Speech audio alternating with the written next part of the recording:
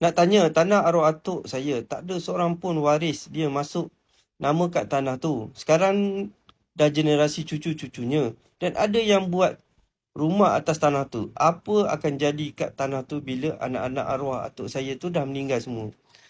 Jadi masalah macam ni lah. Ada yang dah buat rumah tanpa pembagian faraid tu diselesaikan ataupun urusan pusaka tu diselesaikan. Masalahnya nanti bila katalah dah bergenerasi ni dan pembagian ikut faraid ataupun mufakat, akan adalah tanah tu bila nak diagihkan dia duduk atas bahagian orang lain ataupun dia ambil bahagian tu lebih daripada orang lain. Ini antara sebab kenapa kita nak uruskan tanah pusaka tu segera. Nak uruskan boleh, tapi dia akan jadi rumit lah. Mungkin ada nanti yang tak setuju. Kenapa macam ni, kenapa macam tu.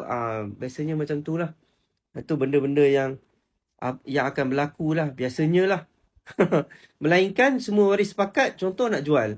Lain tu lain cerita. Sebab saya ada uruskan waris dekat 20 lebih. Tak ada, 20 lebih ni pun tak banyak.